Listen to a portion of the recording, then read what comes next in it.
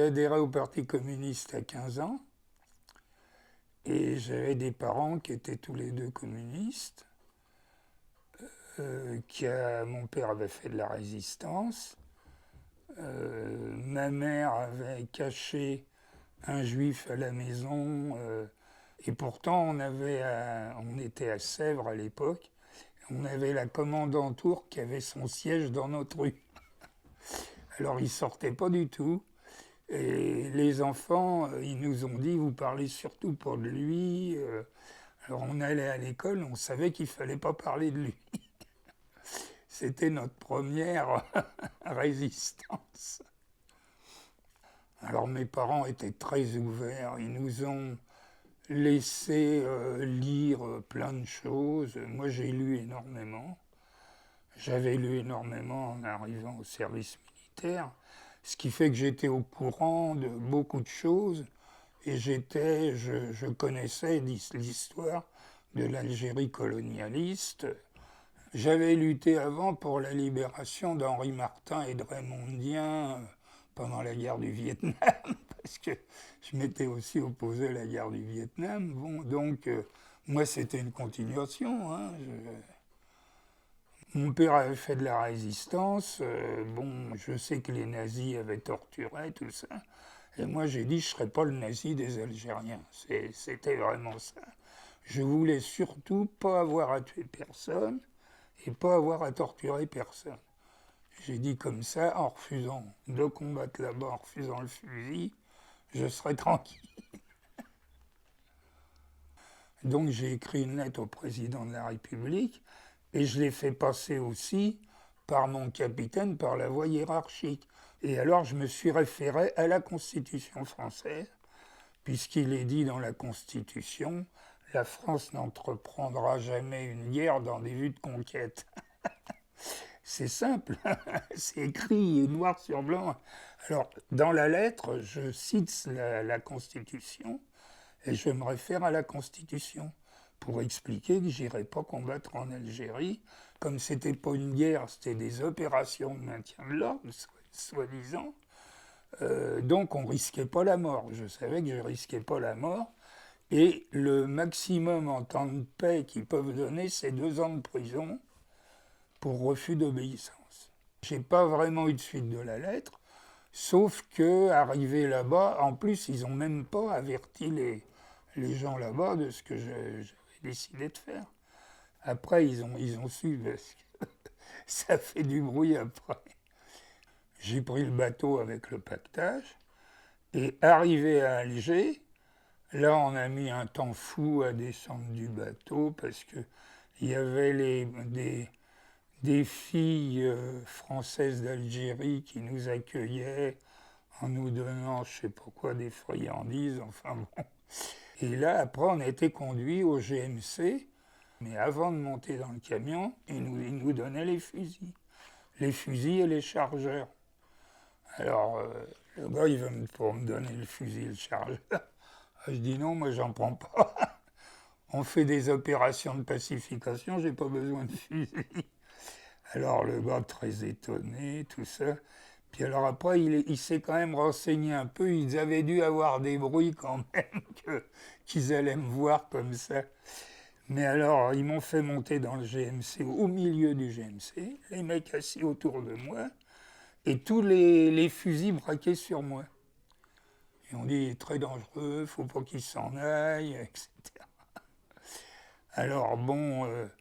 Alors, il y a des gars qui m'ont tout de suite insulté, lancé des colibets, tout ça. Et il y en a d'autres qui n'étaient pas d'accord du tout. Ils ne disaient rien du tout, mais j'ai bien senti qu'ils n'étaient pas d'accord avec cela. Alors j'ai dit, bon, ça va, j'en ai déjà une bonne partie qui sont pour moi. Et donc, mais alors je me disais, bon, les fusils braqués sur moi, il suffit qu'il y en ait un qui fasse une bêtise. Ça peut déraper. Alors, au bout d'un moment, moi-même, j'aurais demandé, j'ai dit, bon, arrêtez de me braquer, vous pouvez descendre les fusils et tout ça. Tout le monde a descendu les fusils, j'ai été tranquille. Et mon fusil, il était dans le fond du GMC avec les chargeurs à côté de moi, mais par terre parce que je n'y avais pas touché. Alors on a été comme ça à Tizi Ouzou. Alors là, j'étais prisonnier dans un endroit entouré de fils de fer barbelés, mais où il n'y avait pas de prison, il n'y avait rien du tout à l'intérieur. Il y avait juste une cabane à lapins. Alors ils m'ont mis dans la cabane à lapins. Et ils montaient la garde à 4 miradors tout autour du camp. Et alors après, ils ont fait une garde aux prisonniers. Alors ça obligeait d'un gars de plus de monter. Alors, il y en a, ça leur plaisait pas, puis après, ils se battaient tous pour faire la garde supplémentaire près de moi, parce que je les faisais rigoler, je discutais avec eux et tout. Alors là, j'ai eu vraiment une défense des soldats qui étaient autour de moi, et c'était des rappelés qui commençaient à en avoir marre d'être là-bas, et les rappelés, surtout eux, ils avaient été rappelés. Et puis après, alors là, ils m'ont mis complètement au secret dans une prison à Tizi Ouzou. Ils m'interdisaient d'écrire aux parents. Alors là, j'ai tempêté. J'ai dit, je veux absolument voir le capitaine. Il n'a pas le droit de m'empêcher d'écrire. Je veux écrire une lettre à mes parents. Finalement, il y a un gars qui a été le trouver. Et le capitaine m'a dit, ah bon, il paraît que vous voulez écrire une lettre, bon, bah, vous pouvez l'écrire. Alors il dit, ah oui, mais le courrier, il est lu, bah, je dis, bah, vous la lisez. Alors ça, tu vois, j'avais pas de ceinture, pas de lacets, c'est à Tizi Ouzou en prison, là. Et après, ils m'ont muté à la prison de Fort National. J'étais en prison à Fort National. Alors là, à Fort National, j'étais en prison au milieu du fort. La grande chance qu'on avait, c'est qu'il faisait frais, alors que là-bas, il faisait trop chaud. J'étais au frais. Et en prison, alors, je ramassais les ordures dans la caserne. On sortait de la caserne par la route et on allait vider les ordures à côté de la route, on fait encore maintenant de temps en temps. Alors donc, on allait vider les ordures et on avait les mômes qui avaient des mouches plein les yeux et tout ça, qui étaient pieds nus et tout, qui se trimbalaient dans le tas d'ordures pour aller ramasser les quelques fruits ou le pain qui restait là-dedans. Alors moi, dans la caserne, après, j'ai fait des sacs de pain. Et puis quand on arrivait, on donnait le sac de pain, comme ça au moins. Ils se battaient pour le sac de pain, mais au moins ils n'allaient pas traîner dans les ordures, quoi. Alors là j'ai trouvé ça terrible. Et là j'ai vu ce que c'était que la colonisation, hein. Les pauvres mômes. Je dis heureusement que j'ai pas eu tout ça quand j'étais môme, moi. Ça faisait que confirmer ma décision.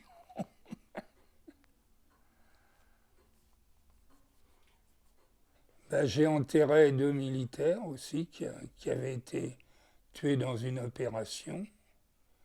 On les a enterrés sur place, quoi. J'ai passé un mois et demi à Fort National. Ah bah après, j'ai été en prison à Alger. Alors là, c'était les prisons construites par Barberousse. On était à 14 mètres sous terre et pas loin de la mer. Si la mer déborde d'ailleurs, elle peut inonder la prison, quoi. On entendait la mer de la prison. Mais alors là, on était dans un quartier d'Alger où on n'avait que des ennemis dans ce quartier-là. C'était vraiment des ennemis, là. Et moi, ce que j'avais peur, on était à 14 mètres sous terre, mais il y avait une espèce de route qui passait au-dessus. J'avais peur qu'ils nous balancent une grenade dans la cour. On aurait été mal. Ça, c'est ce qui était vraiment le plus dangereux. Alors bon, ils nous insultaient qu'en passant, mais ils nous ont pas balancé de grenade. J'ai dû rester 4 ou 5 mois. Et après, j'ai été rapatrié en France. J'ai été à la prison de Carcassonne. J'ai fait 13 mois de prison à Carcassonne, complètement isolé. C'est-à-dire que je sortais dans une petite cour pas plus grande que la cellule, mais on sortait les uns après les autres et on ne voyait aucun autre prisonnier. Le gars qui était dans la cellule à côté de moi, je ne l'ai jamais vu. Je ne sais pas qui c'était. Alors des fois, on se tapait sur le mur pour dire « bon, t'es bien là ».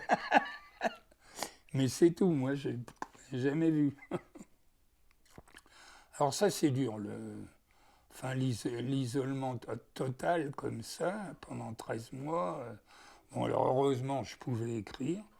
J'ai eu quand même des visites de mes parents, de ma famille, puisque c'était en France, ils ont pu venir me voir.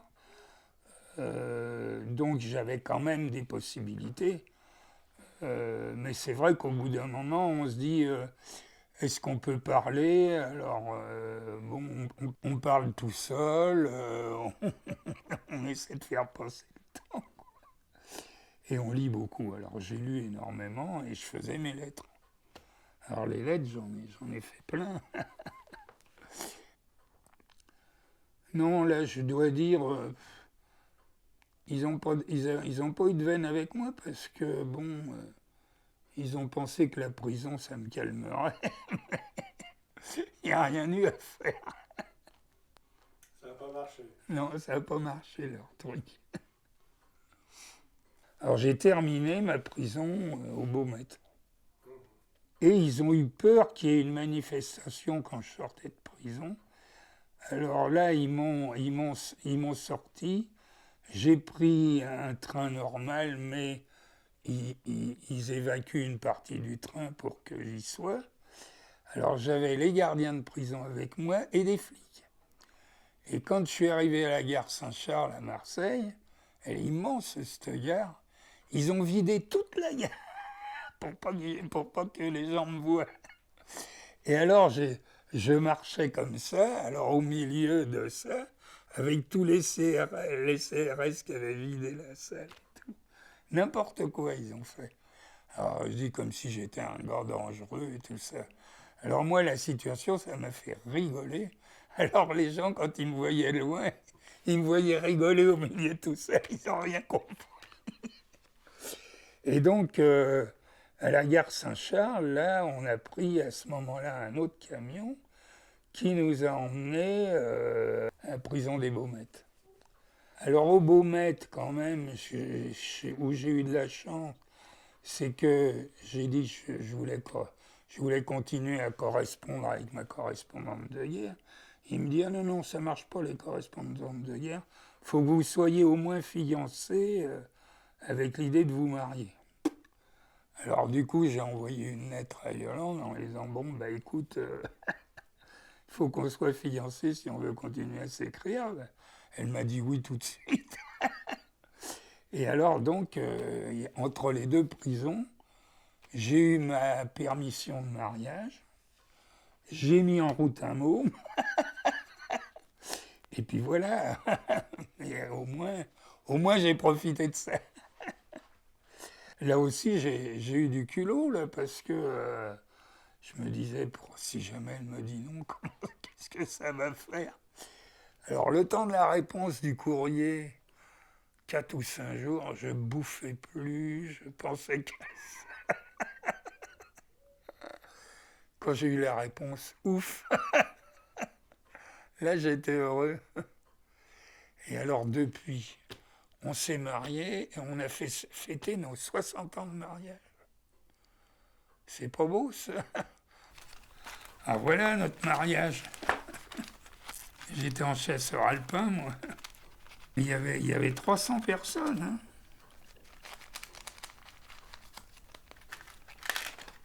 Là, on ne peut pas dire que ça a été fait dans le secret. Regarde, on était bien là.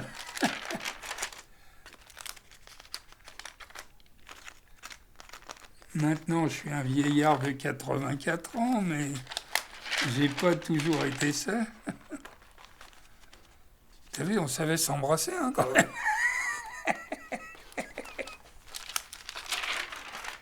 c'est le capitaine de Barcelonnette qui m'a autorisé à me marier. Puisqu'à l'armée, il faut que ce soit le capitaine qui autorise. Alors, quand j'ai terminé ma prison au Baumettes, j'avais fait 2 ans de prison, donc, plus la prison militaire. Alors, ils m'ont remis au service militaire à Barcelonnette.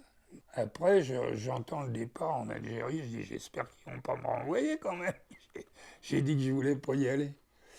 Et le capitaine il dit moi, ce que vous avez fait avant, je m'en fous.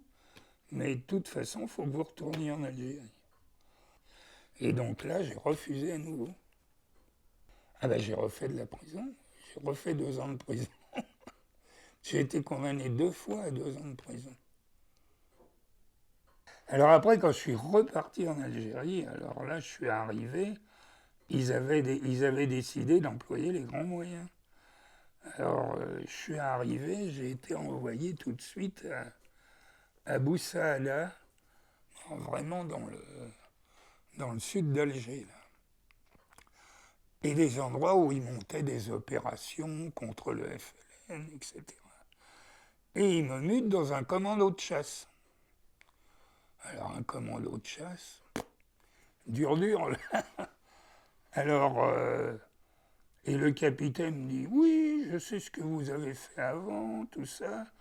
Je ne veux plus en entendre parler. Maintenant, vous prenez votre fusil, vous allez comme tout le monde, et vous tâcherez de bien vous tenir.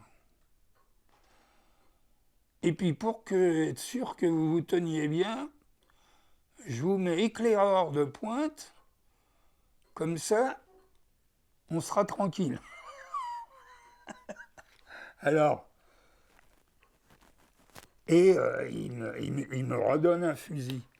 Alors là, je dis, écoutez, je ne mettrai jamais une balle dans ce fusil. Je vous le prends parce que vous me le donnez, mais je ne mettrai jamais de balle dedans. Donc, j'irai en opération, mais sans mettre de balle dans le fusil. Alors, il me dit, ouais, de toute façon, si les autres vous ratent, moi, je serai derrière vous, je ne vous raterai pas. Alors, moi, j'ai prévenu les gars qui marchaient derrière le capitaine. J'ai dit, le capitaine, il m'a dit ça, alors qu'est-ce que vous faites, vous? Il m'a dit, oh, ben, il lèvera pas le petit doigt contre toi. On est derrière lui, on l'en empêchera. Au bout de 15 jours, le capitaine, il me reconvoque, il me dit, mais vous êtes foutu de moi? Il me dit, ben, je dis, non, je me suis pas fichu de vous, je vous ai expliqué que je voulais pas combattre. Il me dit, oui, mais vous avez peur de rien. Je dis, vous savez, la peur évite pas le danger. Je lui ai pas dit qu'il y avait des mecs qui étaient derrière. Alors, le capitaine, il me dit, mais vous avez peur de rien. Bon, alors je vous emmerderai plus. Alors bon, ça a été comme ça. Et après, on a reçu, alors c'est là, c'était le général de Gaulle qui était là, ils ont reçu une lettre, prière de muter le soldat Alban Liechti sur les arrières du régiment. Alors c'est bien, quand on a été au commando de chasse, après on est sur les arrières du régiment. Alors ils m'ont muté immédiatement sur les arrières du régiment. Et là, j'étais au matériel, je distribuais le matériel aux gars. Bon, je m'en fous, je combattais pas. Et donc, j'ai terminé, donc sans combattre. Et alors, avec un capitaine qui a été drôlement bien, qui était à Boussa, là, il était bien parce que lui, il était obligé de faire des opérations parce qu'on lui demandait d'en faire. Mais il avait trouvé le moyen de communiquer avec le FLN. Il disait on passe là, là et là, ça voulait dire vous y trouvez pas. Alors il passait là, personne ne se rencontrait. Vous avez rien vu? Non, on n'a rien vu.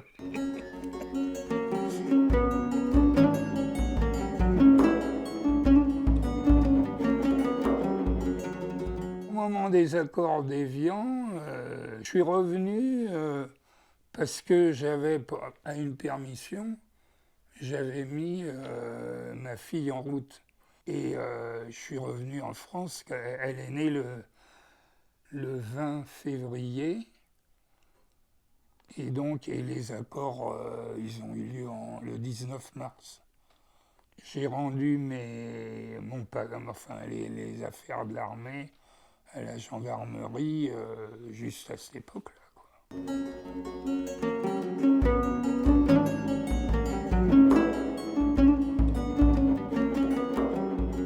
Ah oui, ça fait long.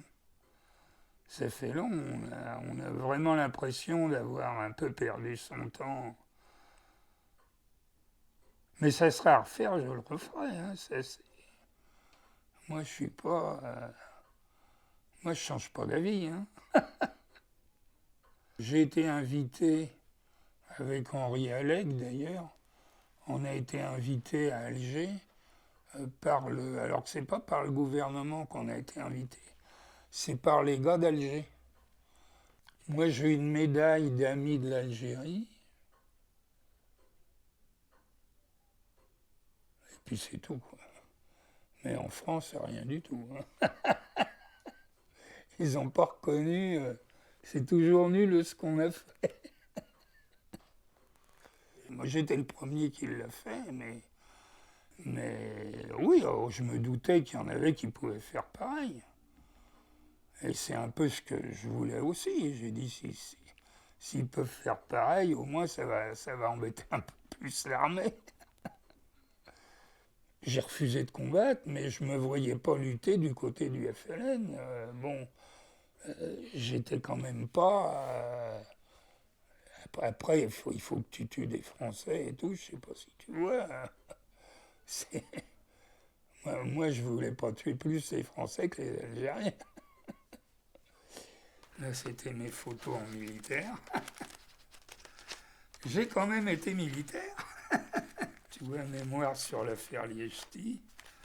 C'est ce que sortait le Secours populaire à l'époque. J'ai eu plein de soutien. Ça, c'est ma mère. J'ai surtout été défendu par le Secours populaire. Défendu, mais le parti a peu parlé de moi. Il a soutenu surtout à partir de 58. Et moi, j'ai refusé en 56 le premier coup. Mais après, fin 57, début 58, là, il y a eu beaucoup de gars qui ont refusé. Alors bon, le parti en a parlé, quoi.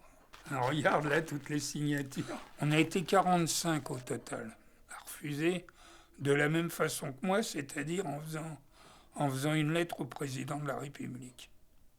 Là, c'est ma maman. C'est Maurice Thorez. Là, c'est Maurice.